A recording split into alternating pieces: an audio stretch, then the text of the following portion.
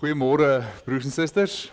Baie welkom ook vandag op hierdie besondere dag, die goeie Vrydag, die dag wat ons Here Jesus Christus vir ons aan 'n kruis gesterf het sodat ons kan lewe. En dat ons die wonderlike voorreg het om saam te wees en dit saam te vier, die genade van die Here, dat sy groot liefde vir ons, dat hy sy seun vir ons gestuur het om vir ons aan die kruis te sterf. Soos julle sien, vier ons vanoggend ook die nagmaal aan tafel, as ook in die banke.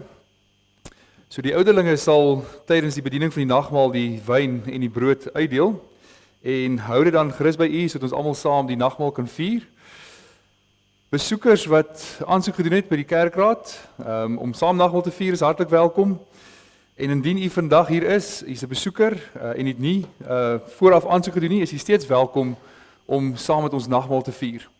En ons sê nie daarmee dat ons 'n oop nagmaalstafel het, dat enige iemand kan deel in die nagmaal van die Here nie.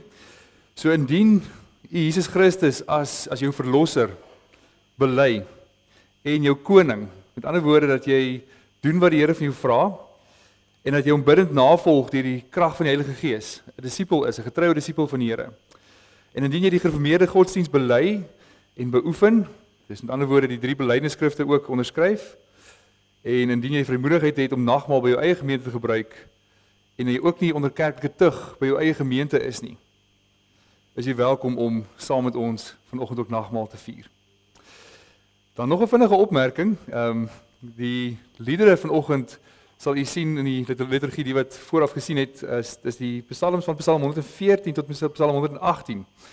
Nou, hier's half in humorsin hier agter gesê, dis dalk as die week te kort is, dat mens nie tyd om 'n liturgie uit te werk nie, dan gooi ek vinnig in die psalms wat op mekaar volg. Maar die rede vir die psalms vanoggend is eintlik dat dit die Hallel psalms is.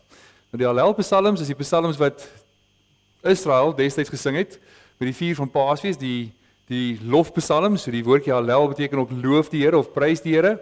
En hierdie psalms is ook gesing deur die Here Jesus Christus en sy disippels. Ons lees daarvan in Markus 14 vers 26 dat hulle aan die tafel ook die lofgesange gesing het. Dis die lofliedere tot eer van die Here en was dan heel moontlik ook hierdie liedere. En die liedere gedenk die verlossing van Israel uit Egipte uit. En as die Here Jesus Christus dit sing en met die instelling van die nagmaal gee ook 'n nuwe betekenis daaraan dat die verlossing gaan nie net meer oor verlossing uit Egipte uit nie, maar ons weet dit verwys eintlik na ons verlossing van sonde, dat die Here Jesus Christus wys die dieper betekenis daarvan, die ware betekenis daarvan, van ons verlossing van die sonde mag. So as ons vanoggend dit saam sing, dink daaraan dat dit so wonderlik is dat die kerk oor al die eeue heen hierdie psalm sing oor die verlossing van die Here van ons van sonde.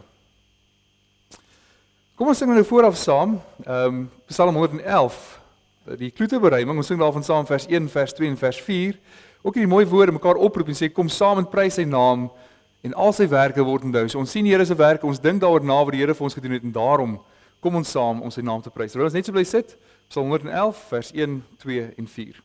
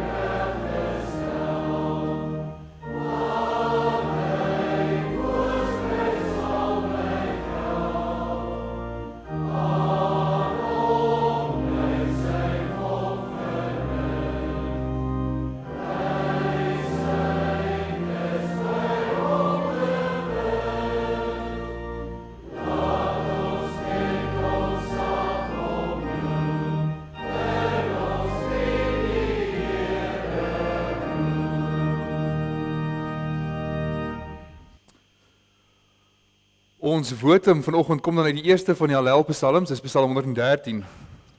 Hoog bo al die nasies heers die Here. Sy mag strek selfs oor die hemele.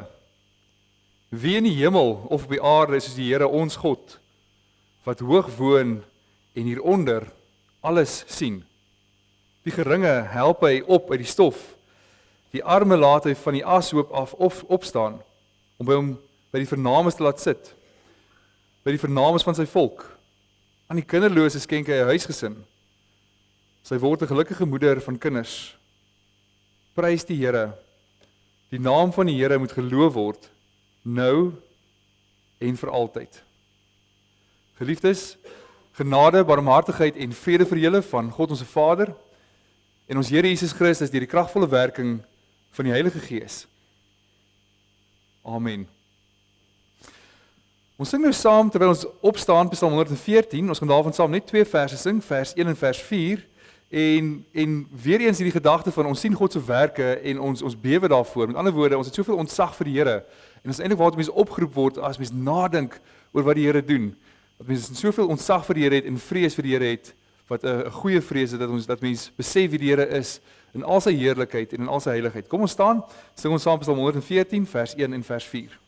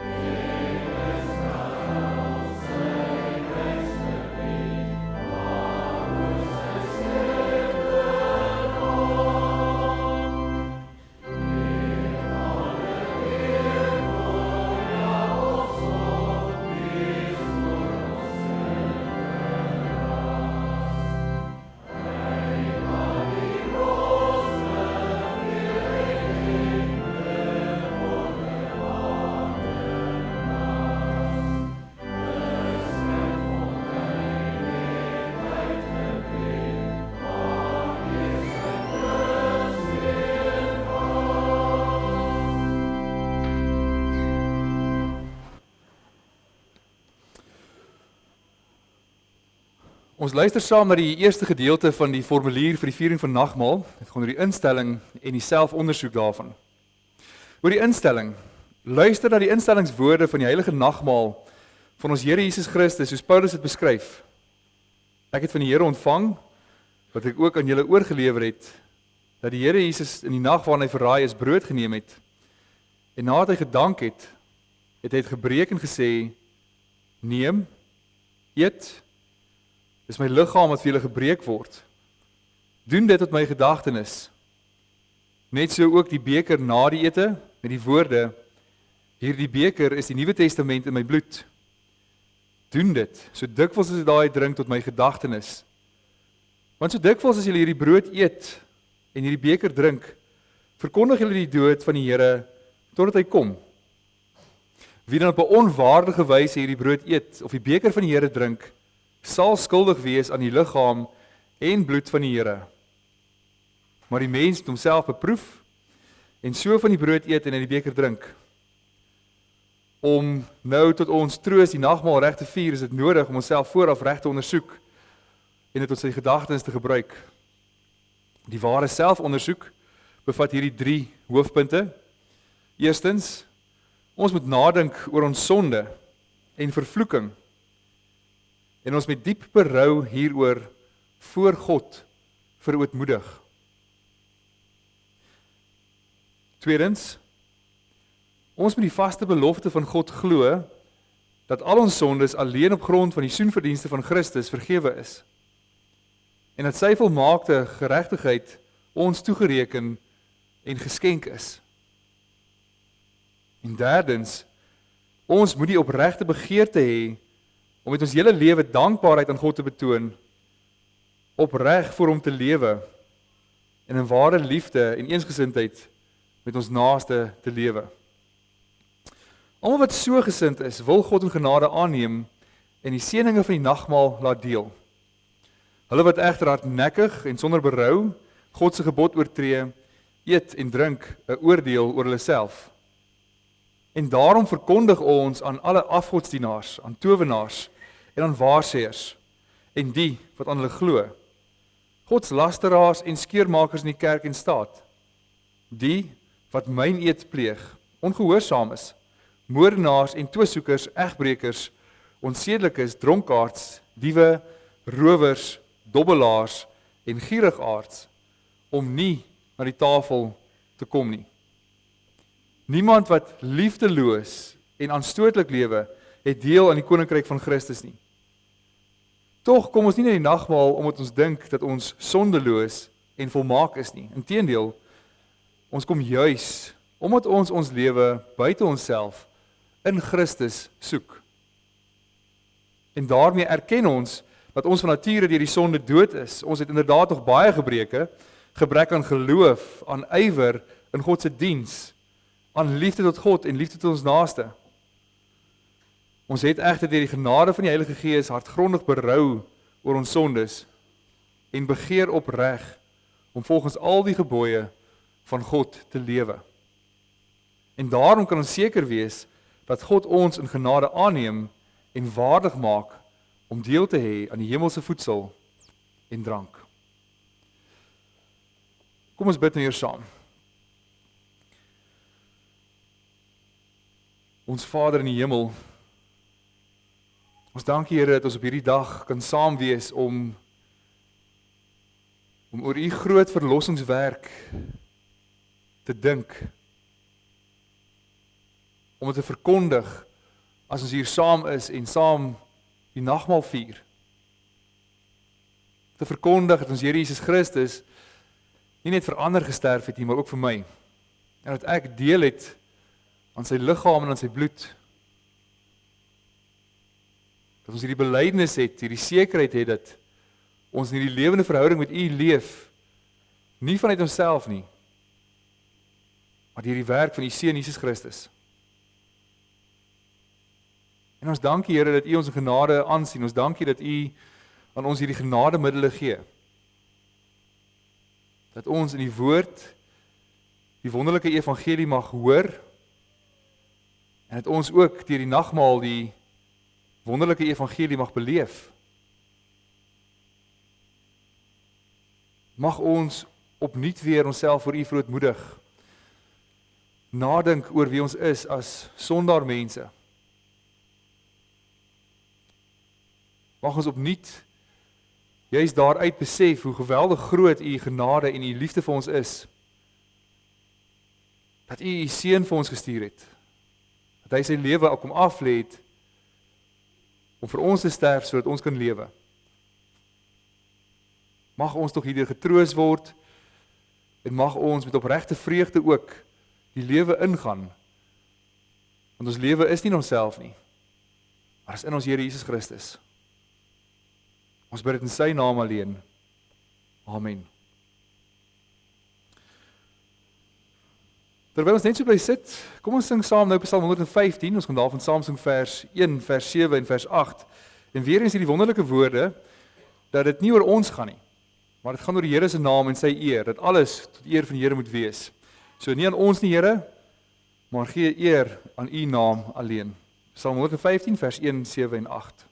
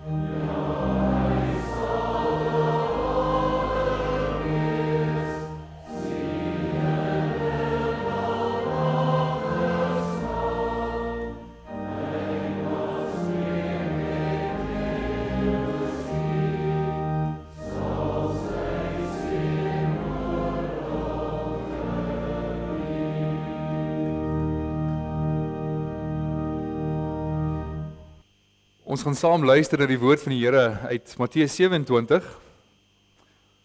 Ons gaan daarvan saam lees vanaf vers 27 tot en met vers 44.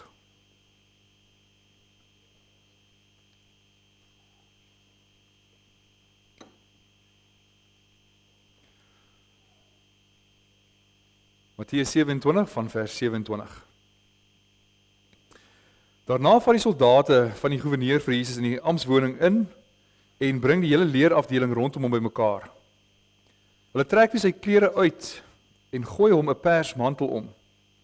Hulle vleg 'n doringkroon om en sit dit op sy kop en gee hom 'n stok in sy regterhand. Toe bespot hulle hom deur voor hom te buig en te sê: "Ons groet u, koning van die Jode." Hulle het op hom gespoeg en die stok gevat en hom oor die kop geslaan. Nadat hulle hom klaar gespot het, het hulle die mantel uitgetrek en weer sy klere vir hom aangetrek. Toe lei hulle hom weg om hom te kruisig. Toe hulle uitgaan, kry hulle 'n man van Sirene met die naam Simon en hulle het hom gekommandeer om Jesus se kruis te dra. Hulle kom toe by 'n plek wat Golgotha genoem word. Dit beteken kopbeen plek. Daar het hulle hom 'n mengsel van wyn en gal gegee om te drink, maar toe hy dit proe, wou hy dit nie drink nie. Hulle het hom gekruisig en sy klere verdeel deur te loot. Daarna het hulle gaan sit en by hom wag gehou. Bo aan sy kop het hulle die aanklag teen hom in skrif aangegee: "Dit is Jesus, die koning van die Jode." Saam met hom het hulle ook 2 rowers gekruisig, een regs en een links van hom. Die mense wat daar verbygeloop het Jesus gelaster. Hulle het hulle kop geskud en gesê: "Jy wat die tempel afbreek en in 3 dae opbou, red jouself as jy die seun van God is en kom van die kruis af." Net so het die priesterhoofde saam met die skrifgeleerdes en die familiehoofde ook gespot en gesê: "Ander het hy gered, maar homself kan hy nie red nie. Hy is mos die koning van Israel. Laat hy nou van die kruis afkom en ons sal in hom glo. Hy het op God vertrou. Laat God hom nou red as hy dan behaag in hom het. Hy het immers gesê hy is die seun van God." Op dieselfde manier het die rowers wat saam met hom gekruisig is, hom ook beledig.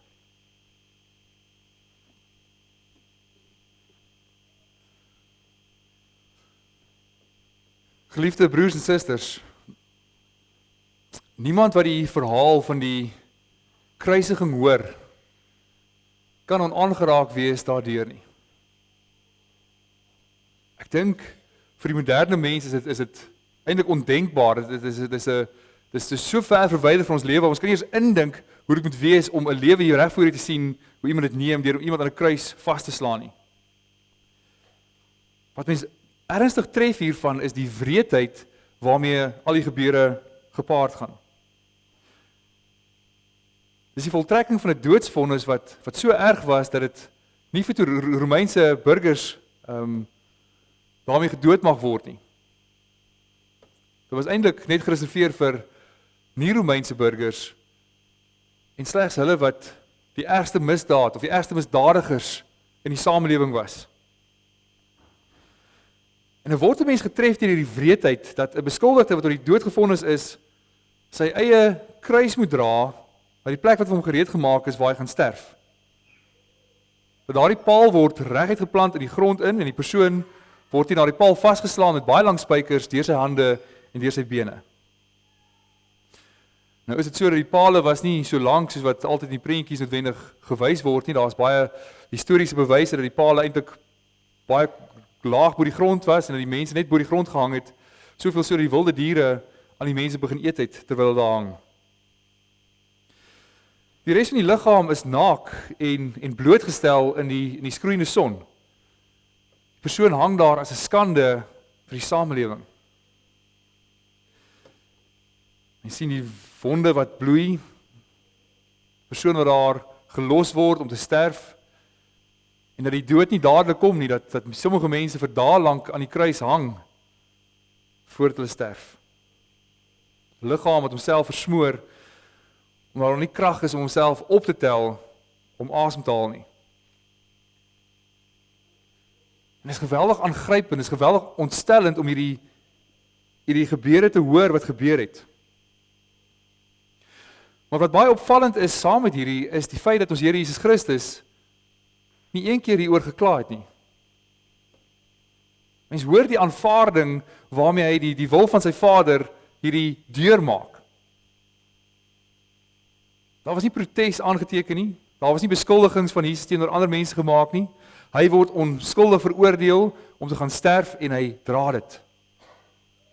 Hy het tot sy Vader gebid om die lydingsbeker weg te neem as dit kan, maar nogtans nie sy eie wil nie, maar sy Vader se wil, en dit is sy Vader se wil dat hy moet deurgaan. Hy is volkome gehoorsaam aan sy Vader se wil. En tog is ook dit nie die fokus van die Matteus Evangelie nie. Matteus vertel vir ons in detail hier hoe ons Here Jesus Christus behandel is deur al die mense reg rondom hom. Wat Matteus dus hier vir ons skets is die boosheid wat daar teenwoordig is by almal behalwe by een persoon. Die boosheid wat oral is behalwe aan een kruis. Die agtergrond is dat dinge soos volg verloop. Ons weet die Here het die vorige nag die nagmaal ingestel saam met sy disippels. Daarna is in die tuin van Getsemane waar die Here verraai is, hy's gevange geneem, na die Joodse raad toe gevat en hy moes daar verhoor word, waar hulle geen beskuldiging teen die Here kon kry nie. Die Hoëpriester het vir Jesus gevra of hy die Christus is, die seun van die lewende God, en Jesus het gesê, dit is soos hy sê, waarby die Hoëpriester dan sy klere geskeur het en Jesus aangekla het van godslastering. En dan die Vrydagoggend vroeg het hulle Jesus na Pilatus toegeneem, sodat hy 'n vonnis teen Jesus moet gee. En Pilatus kry dan geen skuld teen hom nie, en hy moet die Jode tevrede stel, en hy vra vir hulle, maar daar's 'n gebruik, ek kan een misdadiger vir julle vrylaat, watter een sal dit wees? Ons weet in die volk antwoord Barabbas, en daarom is Jesus oorgelaat om gekruisig te word. Dis dan hier waar die fisiese lyding, waar die gebeure van die kruisiging en die lyding wat die Here moes deurmaak, begin toeneem. En dit alles aan die hand van mense. Ons het gehoor hoe die soldate vir hom 'n doringkroon op sy kop gesit het en hom gespot het. Hoor hoe die soldate daarop hom gespoeg het, hom met 'n stok herhaaldelik oor sy kop geslaan het en het hom weggelei om hom te gaan kruisig. En nou stap hy met sy kruis na die finale bestemming. En dan hoor ons dat hulle hier vir Simon van Sirene gevat het om die Here se kruis te dra. En Simon was, wat ons vandag sal sê, uit hedendaagse Noord-Afrika uit, hy was dis nie van daardie omgewing gewees nie, in Libië uit. Hy was 'n buitestander en hulle gee hom 'n opdrag en sê, hy moet die kruis dra. Maar die klem val nie hier op Simon wat die kruis moet dra, die klem val eerder hier op die feit dat Jesus al so verswak is op hierdie punt, as gevolg van al daardie lyding wat hy deurgemaak het, dat hy nie in staat is meer om sy eie kruis te kan dra tot by die finale plek nie.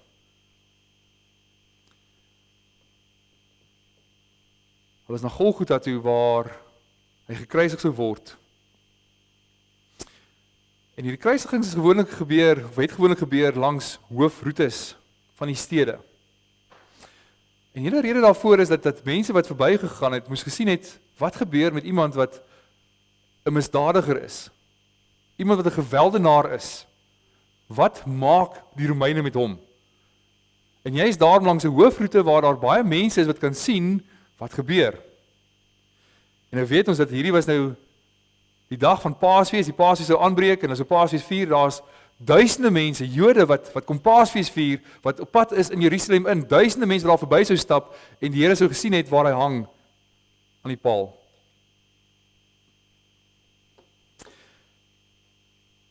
En dit bring ons by Matteus se beskrywing van die mense rondom Jesus se kruisiging. En iets wat merkwaardig is van Matteus se vertelling is dat ons bely dat Jesus tydens sy hele aardse bestaan gelei het en veral aan die einde. Maar nou sien ons hier in Matteus hoe dit gaan oor die fisiese lyding, maar ook in besonder hierdie verwerping wat deur alle mense gebeur. Dit gaan oor die geestelike blindheid van al die mense wat rondom die kruis is en die hardheid van hulle harte om die Here te kruisig. So terug by die Romeinse soldate, hulle word vir ons beskryf, hulle kon net hulle werk doen wat hulle moes doen, hulle kon Hulle werk doen, hulle werk was om iemand dood te maak. Dit kan baie klinies gebeur. Jy kan eenvoudig net die persoon vat na die kruis toe en laat sterf daar. Maar nogtans gebruik hierdie geleentheid om die Here te spot. So wat met bespotting gebeur is dat jy die wreedheid van jou eie hart teenoor iemand anders bekend maak. As jy iemand anders spot, wil jy hulle doelbewus verkleineer. Jy wil hulle verneder jy wil hulle so laag afdruk as wat jy moontlik kan. Wil presies sê hoeveel verhewe is jy bo hulle half afsonder, 'n teken op hulle verf, dat almal kan sien hoe pateties daardie persoon is. So hulle gebruik dus hierdie geleentheid om die Here te spot, dat hierdie haatdraande gesindheid teenoor Jesus. Want dit kom van hierdie geestelike blindheid wat hulle het. Hulle spot hom en sê maar jy is die koning van die Jode. Hulle kniel voor hom en sê maar u is die koning van die Jode. Koning van alle konings, heerser van alle heersers, maar eintlik spot hulle hom en hulle spoeg op hom te sê wat hulle van hom dink. Want met wie hulle hier so spot, is die ware koning. Dit is hy wat oor alles en almal regeer, wat die ewige koning is. Maar hulle sien dit nie, en hulle in hulle harte haat hulle hom en hulle spoeg op hom. En hulle slaan hom met 'n stok. En as jy is hy wat die nasies regeer met sy eysterscepter. Hulle maak 'n bespotting van hom. Verder hoor ons ook die Jode se geestelike blindheid en hulle hardheid van hulle harte. En let op hoe hulle ook vir Jesus sien as hulle hom tipeer. Want die vorige aand, die donderdag aand, toe Judas en die groot klomp mense saamkom om hom gevange te neem, kom hulle met baie stokke en swaarde na Jesus toe. En die rede is, hulle sien hom as 'n geweldenaar. Hulle sien hom as iemand wat oproer veroorsaak. Hulle sien hom as 'n misdadiger wat kwaad en leed aandoen. Hulle sien hom as iemand wat homself verryk ten koste van ander mense, sodat hy onregmatiglik wins kan kry daaruit. Hulle sien hom dus as die grootste geweldenaar. Dat dit wat hy kom doen en veroorsaak, doen hy deur middel van geweld. Hy is hier om leed aan te doen. Hulle was dus gereed hier vir 'n bloedbad, om hierdie geweldenaar in hegtenis te neem met mag en krag en geweld, om te arresteer. Die volgende oggend word dit weer bevestig deur die skare wat skree dat Barabbas vrygelaat moet word. En dan word hy vir ons beskryf as hy was 'n rower. Met ander woorde, hy was 'n geweldenaar gewees. So as die skare vir Jesus sien, dan sien hulle hierdie geweldenaar en vir Jesus en hulle moet opweeg wie haat hulle die meeste, wie wil hulle vrylaat, dan kies hulle vir Barabbas en hulle sien vir Jesus as 'n groter bedreiging, 'n groter geweldenaar, 'n groter misdadiger. En hulle kies dat Jesus doodgemaak word, sodat hy nie verder homself kan verryk ten koste van ander mense nie. En juist daarom word hy saam met 2 rowers, of 2 geweldenaars gekruisig. Maar wanneer hulle hom kruisig saam met rowers, kruisig hulle vir Jesus nie aan een van die kante nie, maar hulle kruisig hom in die middel. Om te sê maar die grootste geweldenaar, die grootste rower, die grootste misdadiger, sit hulle in die middel.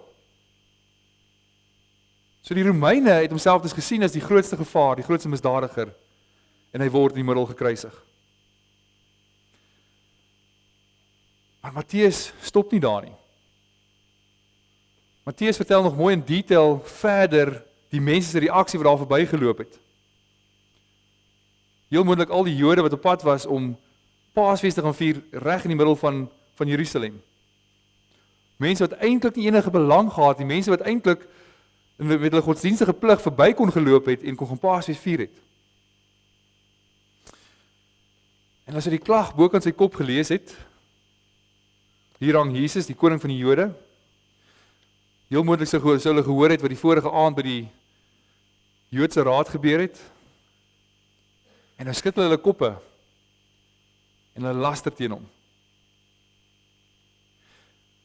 En die woord wat Matteus hier gebruik is dat dit 'n aanhoudende gebeurtenis was. Dit is nie net een groepie mense van al 3 mense wat op die kruis kom staan het en vinnig gekyk het en hom gelaster het en verbygestap het nie. Matteus skep die idee van die strome mense wat daar verbygestap het, almal wat deurlopend die Here Jesus Christus laster op die kruis.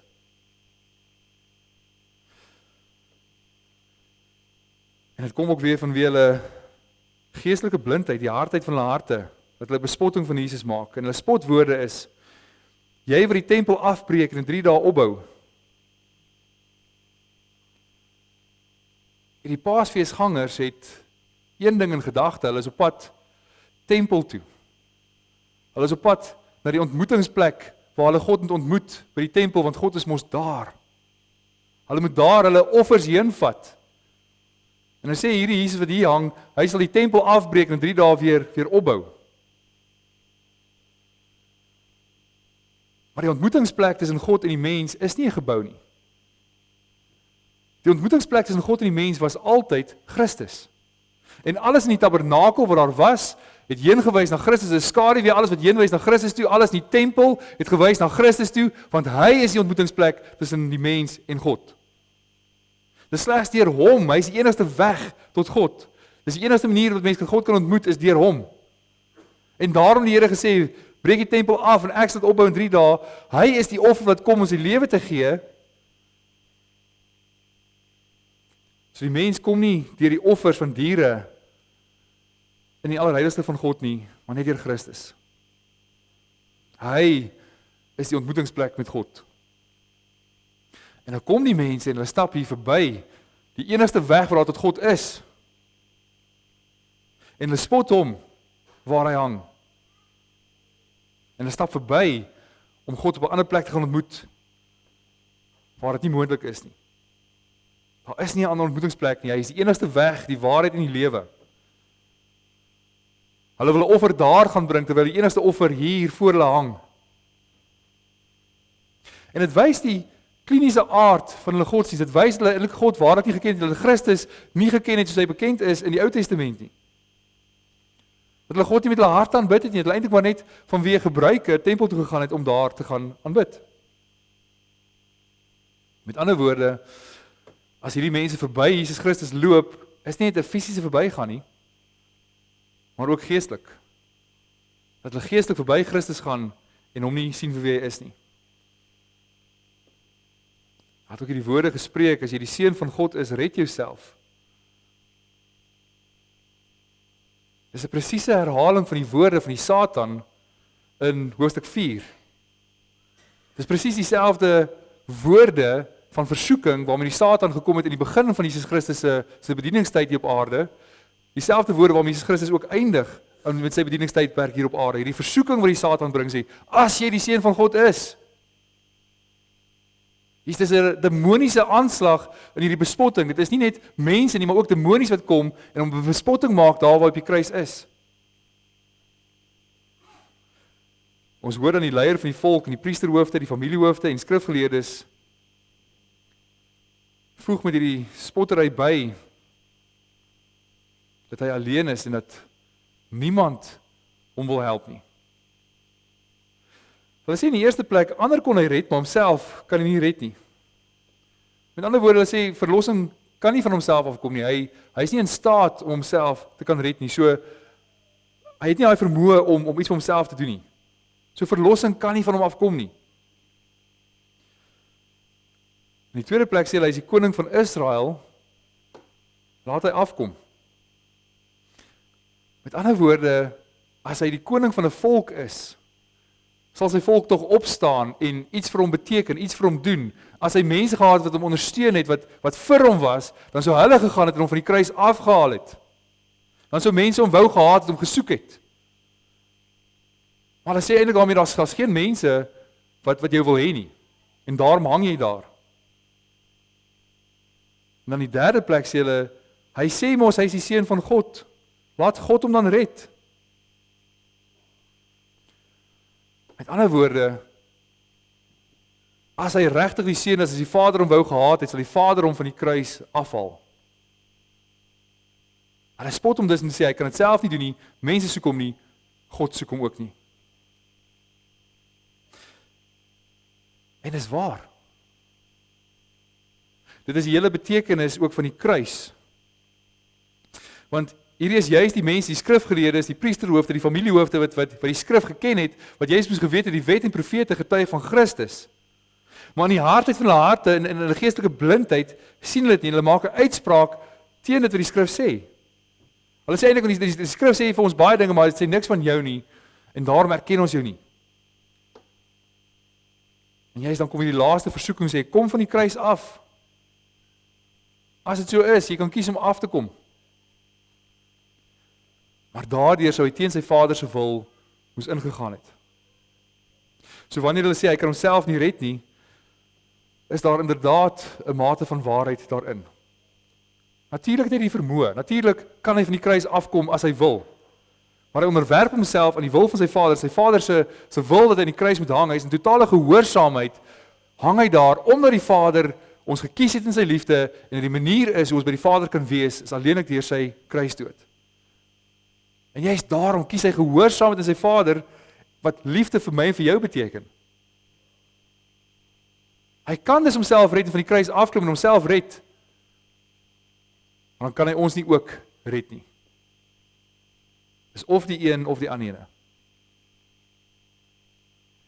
En hy kies om aan die kruis te hang, om gehoorsaam te wees aan sy Vader.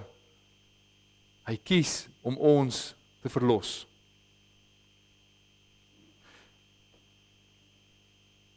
Geliefdes, aan die einde van al die bespottery van die Jode en die skares en die Satan en die geestelike leiers,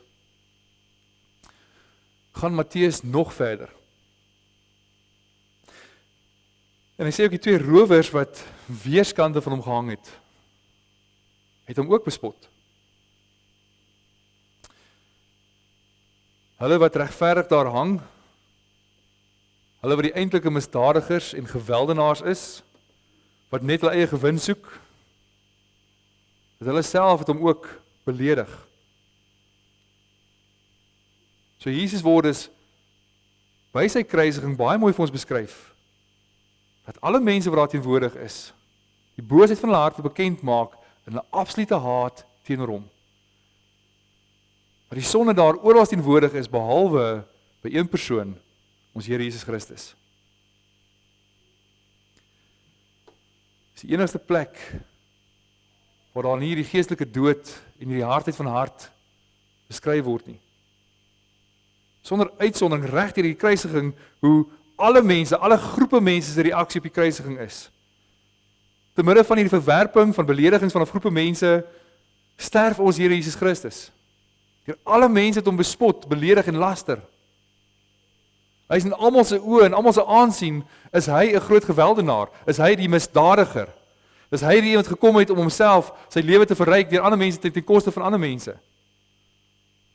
Daar's niemand wat hier beskryf word wat opgestaan het vir hom en sê, maar julle maak 'n fout. Hy is onskuldig nie. Daar's niemand wat die proses probeer keer het en gesê, maar hy's eintlik 'n onskuldige persoon. Stop hierdie proses nie. Daar's niemand wat kom getuig en sê, maar hy's eintlik die grootste liefdadiger wat gekom het om sy lewe te gee om ander mense te dien. Maar as 'n bespotting van die mensdom, as 'n absolute voorwerp van haat, hang die mense hom aan 'n kruis. 'n geweldenaar, 'n misdadiger. Alle mense, die gewone mense wat daar verbygegaan het, geleerde mense uit die skrif uit. Die gereg wat die soldate is, die regering van die tyd, die misdadigers wat langs hom gehang het. Die Jode, die heidene, almal universeel, die hele mensdom word voorgestel deur hierdie mense, almal totale dwaasheid maak hulle bespotting van die wysheid van God. Hy word ook deur God verlaat. Dat voor God word hy ook die grootste misdadiger, die grootste sondaar, wat al die sonde van die mense op hom neem, sodat hy daarvoor kan betaal. So geliefdes, dink jouself vir 'n oomblik in. Wanneer Jesus aan die kruis sterf, dan sterf hy want hy neem die sonde van die wêreld op hom, die sonde van die mense op hom. En die gevolg is daarvan dat hy bring die goddelike oordeel. Dit kom op hom. Hy neem dit op homself. En daarom word hy die voorwerp van die grootste haat in God se oë ooit, waar hy miljoene der miljoene mense se sonde op hom neem.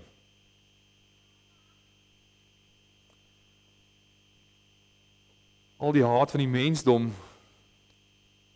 is eintlik niks teenoor die haat, die toorn van God wat oor hom kom as hy die sonde word, as hy die voorwerp word wat God haat. En tog is dit juis wat die kruis dan ook simboleer, is dat, dis die rede hoekom hy op hierdie manier moes sterf, want dit wys baie mooi dat die mensdom soek hom nie, hulle soek hom weg van die aarde af, wil hom nie hê nie. Maar hy hang tussen hemel en aarde, want God soek hom ook nie. En daar hang hy, en dis wat Matteus vir ons sê wat hier gebeur. Die mense bespot hom, laster hom, soek hom nie. Hy is die grootste rower wat hulle ken, en ook God het hom verlaat, omdat die sonde van die mense op hom geneem het. En so hang hy alleen aan die kruis.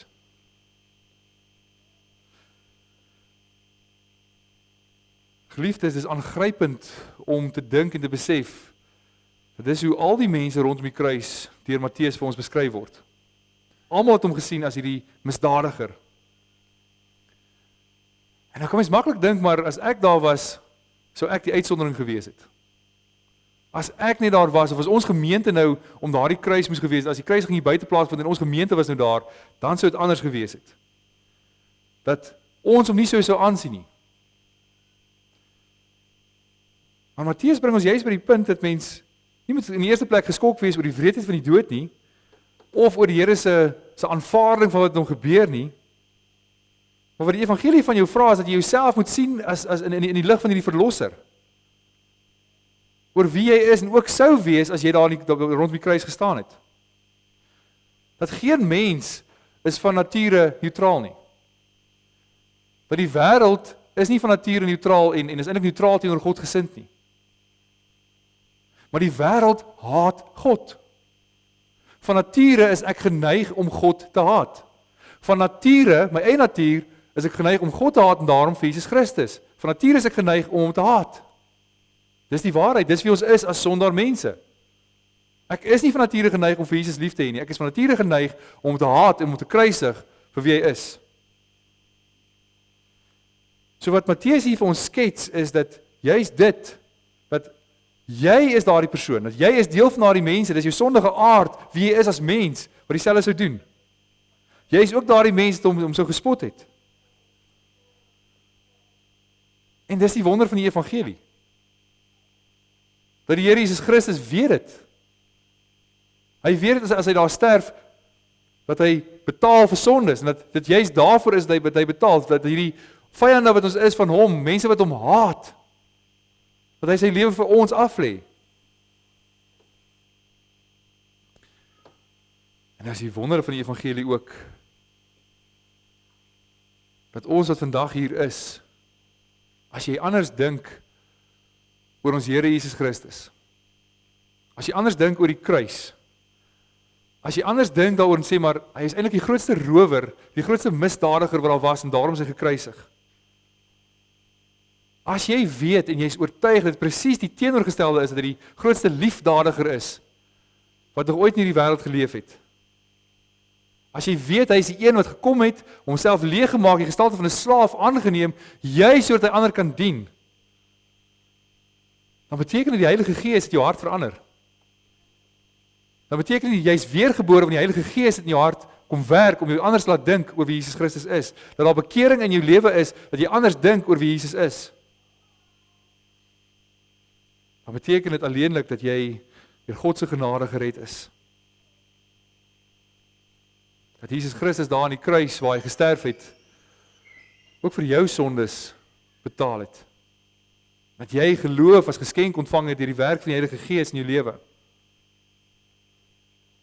En daarom is ons as weergebore gelowiges in verwondering oor wie ons Here Jesus Christus is. In verwondering dat hy deur al hierdie dinge sal gaan vir ons. Al daardie belediging, al daardie bespotting, 'n voorwerp van haat, sodat ons verlos kan word. Ons ken juist deur ons Here Jesus Christus se kruisdood God se groot liefde vir ons.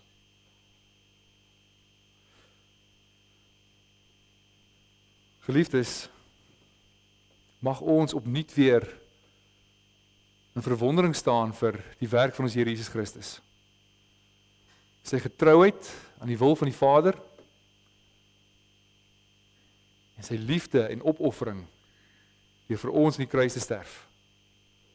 Mense wat van nature hom haat. Amen. Kom ons staan en sing ons saam as loflied Psalm 116. Ons gaan daarvan saam sing vers 1, vers 5 en vers 10. En ons sing vir die Here.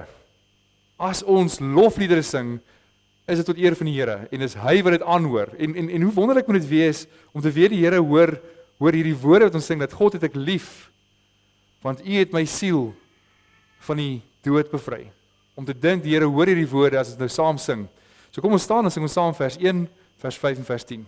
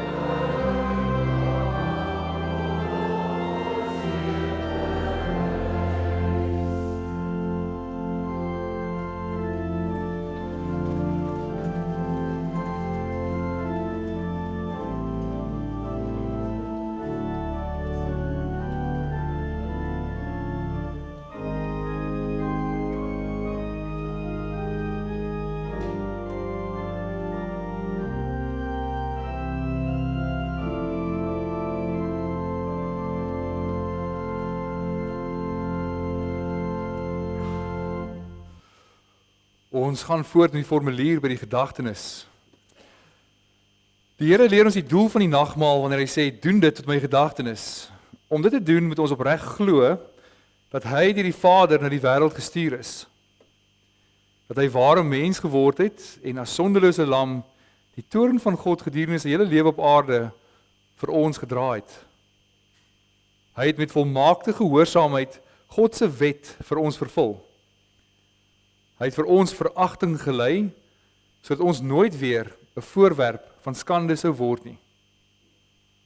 Hy is onskuldig tot die dood veroordeel, sodat ons voor die gerig van God vrygespreek kan word.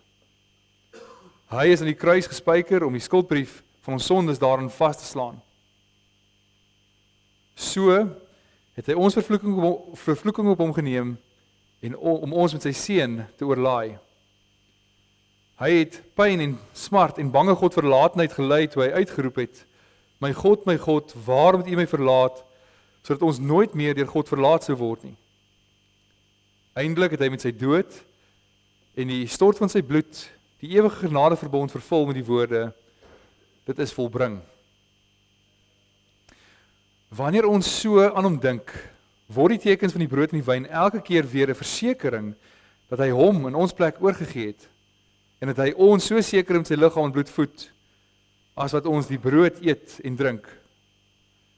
So wil die lewende Christus deur sy gees ons van sy liefde verseker en ons tot die vaste wete bring dat ons ook tot hierdie genadeverbond behoort. Daarom laat die fees van die nagmaal ons ook met groot verlange uitsien na die bruilofsmaal van die Lam. So leer die nagmaal ons om die enige kruisoffer van ons Here Jesus Christus as die enigste grondslag van ons saligheid en geloof te omhels. Daar is sy liggaam gebreek en sy bloed vergiet tot 'n volkomme versoening van al ons sondes en het hy vir ons die ware voedsel en drank van die ewige lewe geword. Deur sy dood het hy vir ons die lewendmakende Gees verwerf wat ons aan Christus in ware gemeenskap verbind en in al sy rykdom laat deel. Dieselfde Gees bind ons ook as ledemate van een liggaam in ware liefde saam. Omdat ons almal in een brood deel het, is ons almal een liggaam. Daarom moet ons almal wat deur die geloof in Christus ingelyf is, hierdie eenheid in liefde met woord en daad teenoor mekaar bewys. Mag God deur sy Gees ons daartoe help. Amen. Kom ons bid saam. Ons Vader wat in die hemel is, Here, U is barmhartig en lankmoedig. U is vol liefde en Here, U is genadig. Ons dank Here dat ons vanoggend hier saam kan wees en hierdie troostryke gebeurtenis van U seun se bittere dood mag gedenk. En ons bid Here dat U deur die Gees in ons harte sal werk, dat ons al hoe meer met opregte vertroue onsself aan die seun sal oorgee, sodat ons met hom die hemelse brood gevoed word, dat ons nie meer in ons sonde sal voortlewe nie, maar dat ons in hom sal lewe. Help ons Here om onsself te verloon, help ons om as getroue disippels agter ons Here Jesus Christus aan te loop, en dat ons met gespanne afwagting ook sal wag op sy terugkoms, wanneer hy ons in die ewigheid sal neem. Verhoor ons, o God en barmhartige Vader, om Jesus Christus ontwil. Amen. Ek gaan nou vra dat die nagmaaltafel gereed word en die ouderlinge asseblief slank die brood en die wyn uitdeel.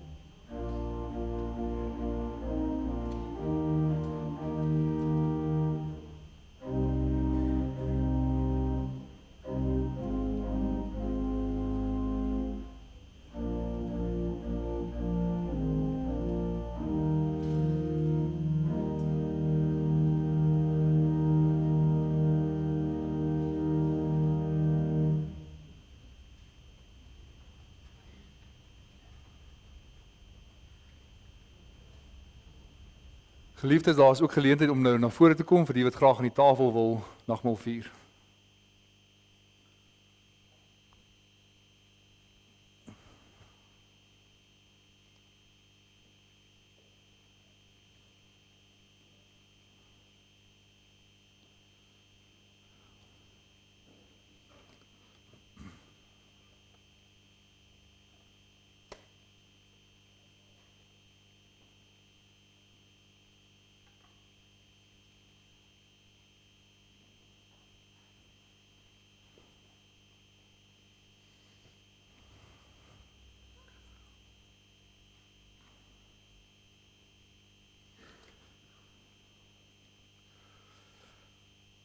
Geliefdes, verhef julle harte tot Jesus Christus, ons voorspraak aan die regterhand van die Vader.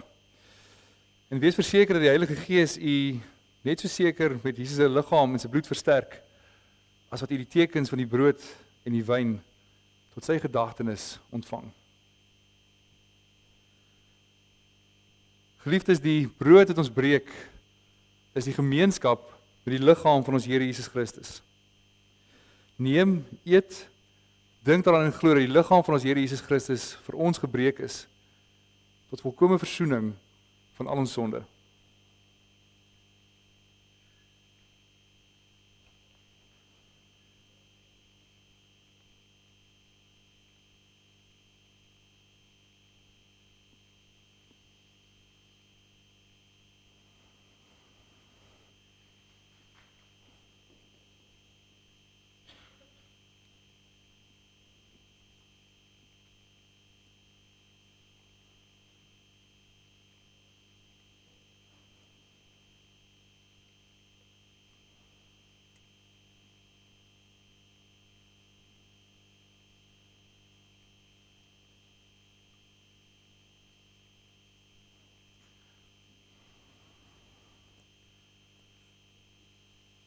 Die beker van danksegging waarvoor ons God dank, is die gemeenskap met die kosbare bloed van ons Here Jesus Christus. Neem, drink almal daaruit en dink en glo dat die kosbare bloed van ons Here Jesus Christus vir ons vergiet is, tot volkome versoening van al ons sonde.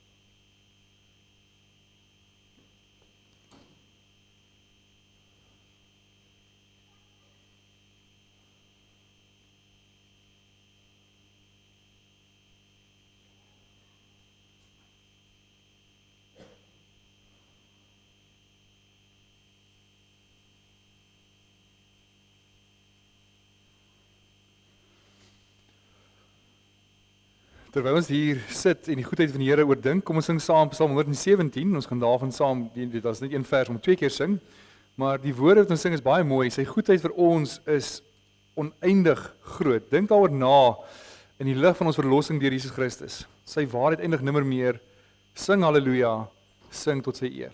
Sit net so, dan sing ons saam Psalm 117, 2 keer, en daarna kan ons weer terug beweeg.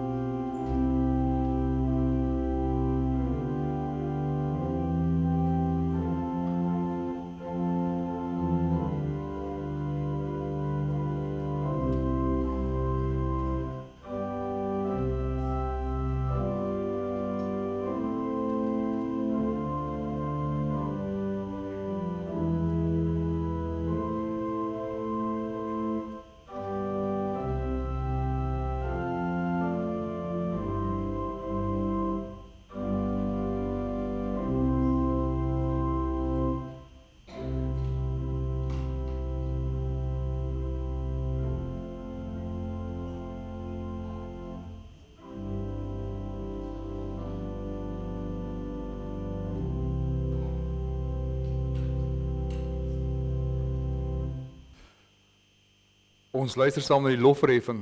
Geliefdes, omdat die Here ons met die hemelse brood gevoed het, laat ons almal saam met dankbaarheid sy naam loof en prys met die volgende woorde: Loof die Here o my siel en alles wat binne in my is, sy heilige naam.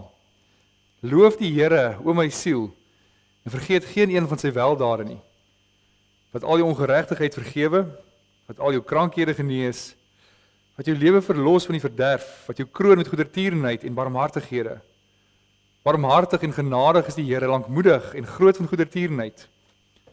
Hy sal nie vir altyd twis en nie vir ewig die toorn behou nie. Hy handel met ons nie na ons sondes en vergeld ons nie na ons ongeregtighede nie.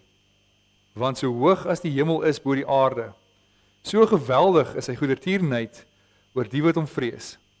So ver as die ooste verwyderd is van die weste, so ver verwyder hy ons oortredinge van ons. Soos 'n vader hom ontferm oor sy kinders, so ontferm die Here hom oor die wat hom vrees. Daarom sal my mond en hart die lof van die Here verkondig, van nou af tot in ewigheid. Amen. Kom ons bid saam. Ons Vader in die hemel, ons dank Here en ons loof U dat U hierdie heerlike beloftes van die evangelie met die nagmaal weer in ons bevestig. Ons dank Here dat U U eniggebore Seun, ons Here Jesus Christus, gegee het as 'n middelaar en offer vir ons sondes. En Here, ons dank U vir die ware geloof waardeur ons deel kan kry aan hierdie offer van U Seun. Ons bid, laat die werking van U Heilige Gees, die verkondiging van die dood van ons Here, ons daagliks laat groei in die geloof en in heerlike gemeenskap met Christus. Om sy naam ontwil. Amen. Kom ons staan en sing ons saam die laaste van die Hallel Psalms, Psalm 118. Ons gaan daarvan saam sing vers 12, 13 en 14, waar ons hierdie wonderlike woorde sing: U is my God van al my verlange. Dink hoe mooi is dit, dat alles wat ek verlang is in die Here. U prys ek om U majesteit. Ons staan en sing ons saam Psalm 118. Yeah.